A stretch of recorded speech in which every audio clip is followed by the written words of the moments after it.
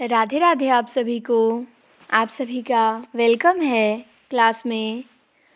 तो हम लोग हिंदी साहित्य का दूसरा इतिहास बच्चन सिंह का इतिहास ग्रंथ का अध्ययन कर रहे थे, जिसमें हम लोग आदिकाल समाप्त करने वाले हैं।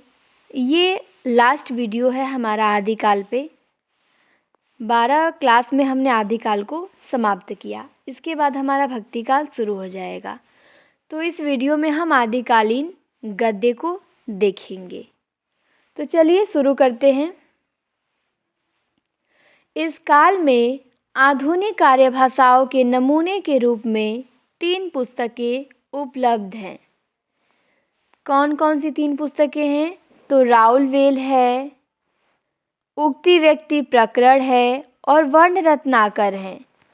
आधुनिक आर्य भाषाओं के नमूने के रूप में 3 पुस्तकें उल्लेख हैं: राउल वेल, उक्ति व्यक्ति प्रकरण और वर्ण रत्नाकर। पद्य में बहुत दिनों तक अभ्रंश का ही प्रयोग होता रहा, यद्यपि उसमें भी देश भाषाओं की झलक मिल जाती है, पर गद्य के उपर्युक्त तीनों ग्रंथों में प्राचीन गद्य के नमूने देखे जा सकते हैं। ये जो तीनों ऊपर ग्रंथ हैं दिए गए, इसमें आप प्राचीन गद्य के नमूने देखे जा सकते हैं। ठीक आदिकाल में भी गद्य लिखना स्टार्ट हो गया था, भले ही थोड़ा थोड़ा था, लेकिन शुरू तो हो गया था यहीं से।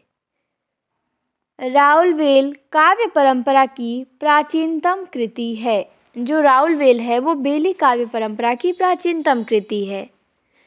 इसमें पद्य के साथ साथ गद्य भी मिलता है। कोई चाहे तो इसे चंपू कह सकता है। राउल वेल क्या है? तो चंपू काव्य है। चंपू का मतलब होता है गद्य पद्य मिश्रित रचना को हम चंपू काव्य कहते हैं। यह काव्यधार धारावती से उपलब्ध शिलाखंड पर अंकित है। तो ये भी प्रश्न बनता है कि शिलाओं पर लिखा गया काव्य कौन सा है? तो राउल वेल है। ये काव्यधार धारावती में है, काव्यधार उसी पे उपलब्ध शिलाखंड पर अंकित है, जो इस समय बम्बई के प्रिंस वेल्स के म्यूजियम में सुरक्षित है। और ये कहाँ सुरक्षित है? तो प्रिंस वेल्स के म्यूजियम में। बम्बई में एक म्यूजियम है प्रिंस वेल्स, उसी में इसकी जो शिलांकृत कृति है वो सुरक्षित है।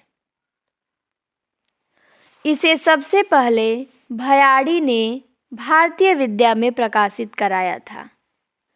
बाद में माता प्रसाद गुप्त ने इसका एक सुसंपादित संस्करण निकाला। बेली के तरह तरह के अर्थ लगाए जाते हैं।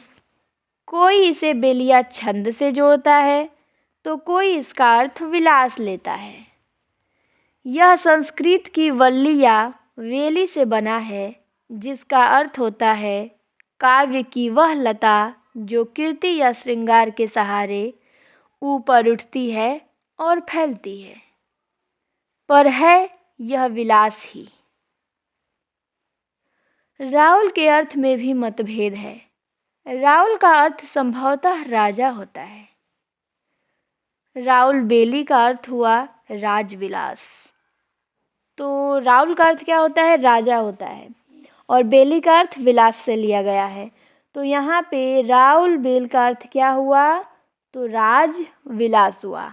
और इसके लेखक कोई रोऊ है। अच्छा, यहाँ पे रोऊ बताए हैं, जिसको हम लोग रोड़ा कवि कहते हैं। तो इसके लेखक कोई रोऊ हैं। रोऊ धार का राज्याश्रित कवि रहा होगा। उसने राजा रानी के लिए बेली काव्य की रचना की होगी। हाँ से, तो से, राजई राड़ई। इसमें हुड़ी की प्रशंसा अवश्य है, पर वह रानी नहीं, सामान्य नारी मालूम पड़ती है। इसमें देश के 6 विभिन्न अंचलों की स्त्रियों का श्रृंगार वर्णन है। अब ये भी देखिए ध्यान देने वाली बात है कि इसमें देश के 6 विभिन्न अंचलों की स्त्रियों का श्रृंगार वर्णन है। तो किस रचना में देश के 6 विभिन्न अंचलों की स्त्रियों का श्रृंगार वर्णन है? तो राउल वेल में है, जो देव के जाति विलास की जाति का है। सामंती विलास की विकृति का अच्छा नमूना है। कलचुरी नरेश कर्ण की एक रानी हुडी थी। कलचुरी नरेश एक थे राजा कर्ण, उनकी रानी हुडी थी। इसके आधार पर राउल बेली को उससे संबंध नहीं किया जा सकता। यह शिलांकन भोज परमार के संरक्षण में किया गया प्रतीत होता है। इसकी भाषा अपभ्रंश है, पर इसका गद्य लोक भाषा मिश्रित है। कुछ लोग इसे अवधी का पूर्व रूप कहते हैं, किंतु इस पर राजस्थानी के प्रभाव के साथ पंजाबी का भी प्रभाव है। राउल बेल का समय विद्वानों ने 10वीं से 11वीं शताब्दी माना है। ये भी ध्यान देना है, राउल बेल का समय 10वीं से 11वीं शताब्दी। इस समय 2 प्रकार के अपभ्रंश का प्रचलन था, और इस जो समय है 10वीं 11वीं शताब्दी, इसमें 2 प्रकार के अपभ्रंश का प्रचलन था। एक परिनिष्ठित अपभ्रंश और या फिर प्राकृत भाषा अपभ्रंश, और लोक भाषा मिश्रित अपभ्रंश। ठीक, 2 अपभ्रंश का प्रचलन था, एक परिनिष्ठित या प्राकृत भाषा अपभ्रंश और दूसरा लोक भाषा मिश्रित अपभ्रंश। और इसके जो गद्य में लोक भाषा का मिश्रण है, तो वर्ण रत्नाकर की भाषा लोक भाषा मिश्रित अपभ्रंश बताए हैं। वर्ण रत्नाकर नहीं, राउल बेल की भाषा। वर्ण रत्नाकर तो हम अभी आगे देखेंगे। हमने राउल बेल देखा, जिसके लेखक रोऊ कवि को बताए हैं, जिन्हें हम लोग रोड़ा कवि कहते हैं। तो हमारा यहाँ पे राउल बेल क्या हुआ, समाप्त हुआ। अब आते हैं आदिकालीन दूसरा गद्य ग्रंथ है उक्ति व्यक्ति प्रकरण। अब हम इसे देखेंगे, उक्ति व्यक्ति प्रकरण को। काशी कौशल नरेश महाराज गोविंद चंद्र के सभा पंडित दामोदर भट्ट ने राजकुमारों के शिक्षार्थ इस ग्रंथ का प्रणयन 12वीं शताब्दी में किया था। तो उक्ति व्यक्ति का प्रकरण जो ग्रंथ है, इसका संग्रह कब किया गया या प्रणयन, तो 12वीं शताब्दी में किया गया। और किसने किया, तो महाराज गोविंद चंद्र के सभा पंडित दामोदर भट्ट ने किया। और किस लिए किया, तो राजकुमारों के शिक्षार्थ के लिए। ठीक, राजकुमारों को शिक्षा देने के लिए उक्ति व्यक्ति प्रकरण ग्रंथ लिखा गया। इस पुस्तक का नाम उक्ति व्यक्ति था। ग्रंथ की कारिकाओं से यही ज्ञात होता है कि 5 प्रकरणों में बटे होने के कारण इसका नाम उक्ति व्यक्ति प्रकरण हो गया। पहले तो इसका नाम उक्ति व्यक्ति रखा गया था, लेकिन 5 प्रकरणों में बंटने के कारण इसका नाम उक्ति व्यक्ति प्रकरण हो गया। वस्तुतः राजकुमारों को स्थानीय भाषा का ज्ञान कराने के लिए इसे लिखा गया। तो प्रश्न बनेगा कि आदिकाल का कौन सा ग्रंथ राजकुमारों को स्थानीय भाषा का ज्ञान कराने के लिए लिखा गया, तो उक्ति व्यक्ति प्रकरण। उक्ति शब्द की व्याख्या करते हुए मुनि जिन विजय लिखते हैं। और उक्ति शब्द की व्याख्या करते हुए मुनि जिन विजय क्या लिखते हैं कि उक्ति शब्द का अर्थ है लोकोक्ति, अर्थात लोक व्यवहार में प्रयुक्त भाषा पद्धति, जिसे हम हिंदी में बोली कह सकते हैं। लोक भाषात्मक उक्ति की जो व्यक्ति अर्थात व्यक्तता स्पष्टीकरण करे, वह है उक्ति व्यक्ति शास्त्र। ग्रंथकर्ता ने इसकी भाषा को अपभ्रंश कहा है। उक्ति व्यक्ति प्रकरण के जो लेखक हैं दामोदर भट्ट या दामोदर शर्मा, उन्होंने इसकी भाषा को अपभ्रंश बताया है। किंतु वेद पढ़व, साहित्य अभ्यासिब, पुराण देखब, धर्म करब आदि उदाहरणों को अपभ्रंश नहीं कहा जा सकता। लेकिन इस ग्रंथ में जो उदाहरण ये मिलते हैं, इन्हें हम अपभ्रंश नहीं कह सकते हैं। संभवतः उस समय बोलियों को भी अपभ्रंश कहने की चाल थी। हो सकता है कि जिस समय में इन्होंने लिखा हो, उस समय में भी अपभ्रंश को ये लोग कोई बोली कहते होंगे, या फिर बोलियों को अपभ्रंश कहते होंगे। जैसे खड़ी बोली में कोई भी बोली में लिख रहे हैं, तो उसे ये लोग अपभ्रंश ही कहते होंगे। तो इसीलिए इन्हें लगा कि ये अपभ्रंश भाषा में मैंने लिखा है। सुनीति कुमार चाटुर्या इसकी भाषा को प्राचीन कोसली अवधि कहते हैं। और सुनीति कुमार चटर्जी जो हैं, वो उक्ति व्यक्ति प्रकरण की भाषा को क्या बताते हैं, तो वो बताते हैं कि इसकी भाषा प्राचीन कोसली मतलब अवधी, ठीक, अवधी है। इस पर काशिका की भी छाप है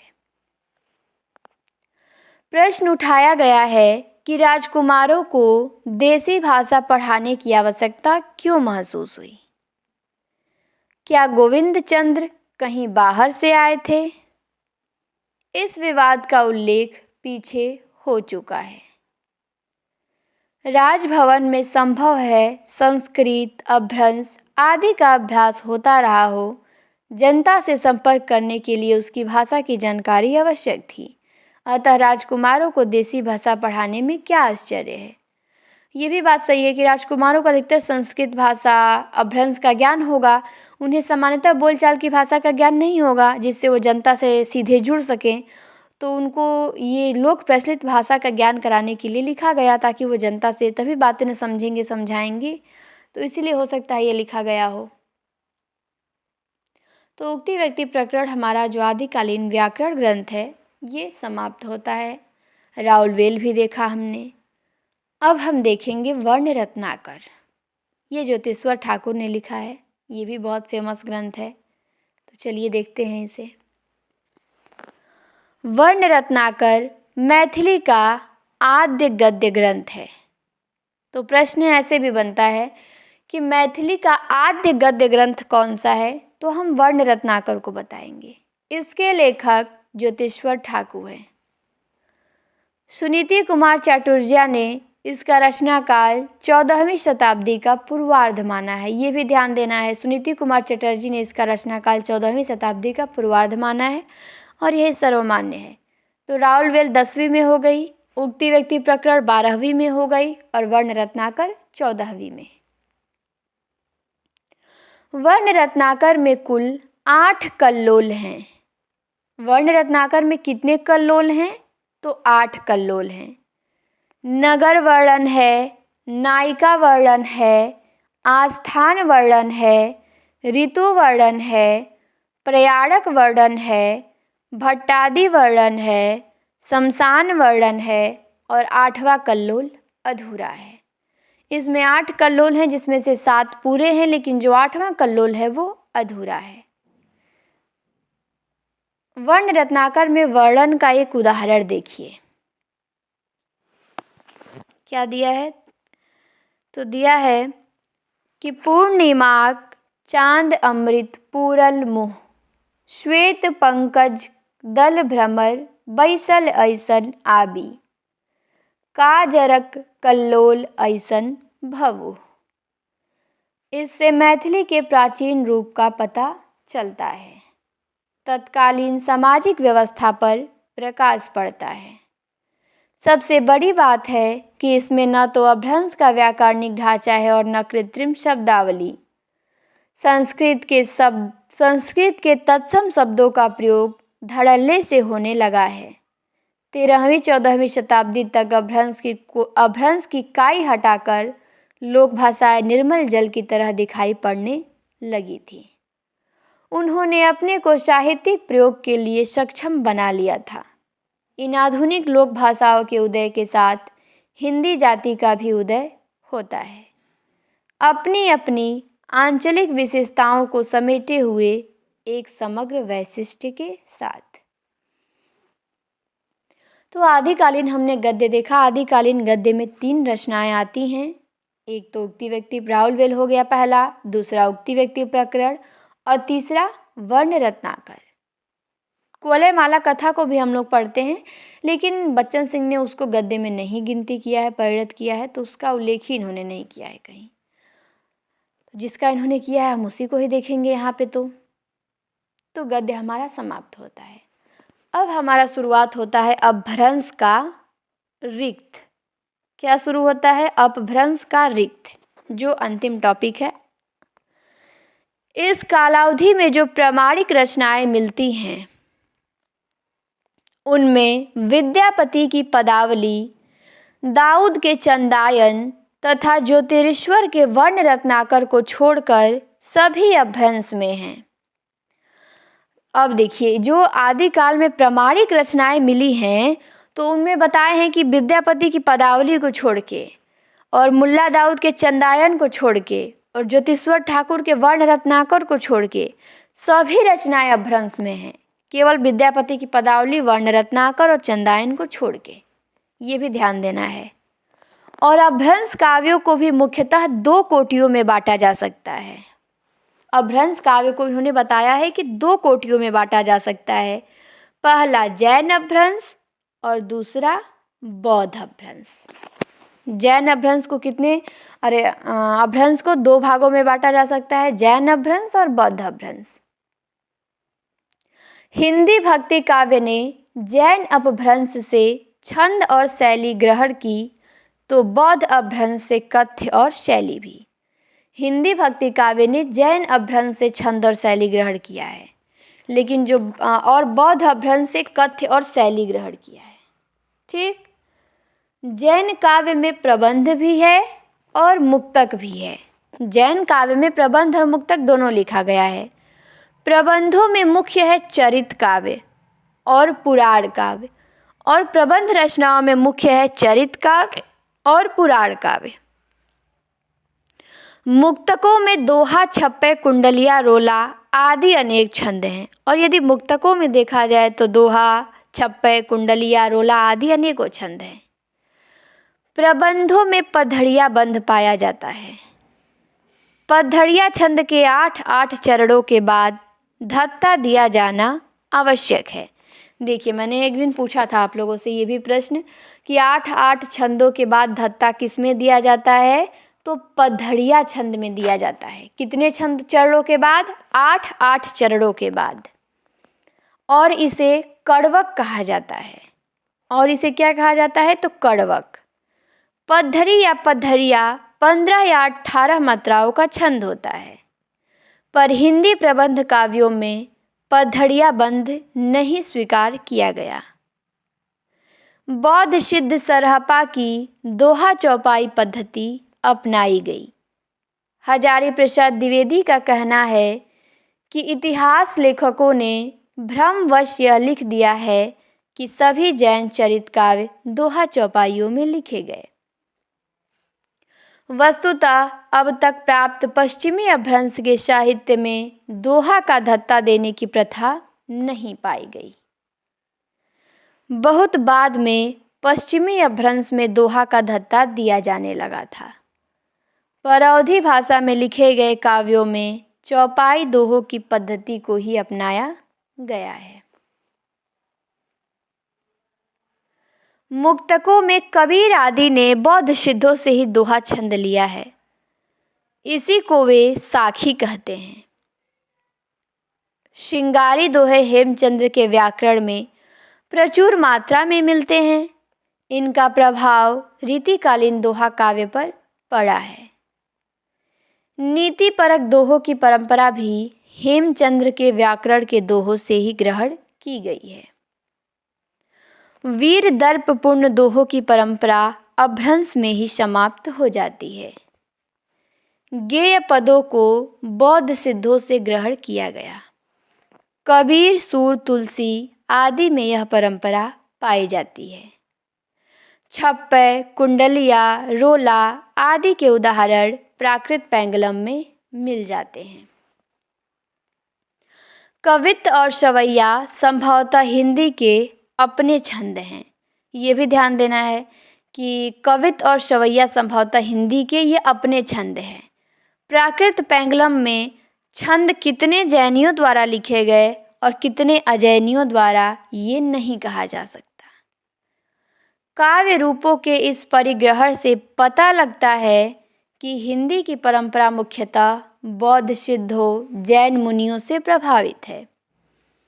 भक्ति काल की निर्गुण काव्यधारा पर बौद्ध सिद्धों का ही प्रभाव दिखाई देता है, और जो भक्ति काल की निर्गुण काव्यधारा है वो बौद्ध सिद्धों से ही प्रभावित है। और सगुण धारा के जो प्रबंध लिखे गए हैं वो जैन चरित काव्यों से प्रभावित हैं। सगुण काव्यधारा में आपको बहुत सी प्रबंध रचनाएं मिलेंगी। जैसे तो तुलसीदास ने बहुत प्रबंध लिखा है, कई लेखक हैं, तो जो इनकी प्रबंध रचनाएं हैं वो जैन चरित काव्यों से प्रभावित हैं, और जो निर्गुण काव्यधारा के कवि हैं वो बौद्ध सिद्धों से प्रभावित हैं। ये भी ध्यान देने की बात है।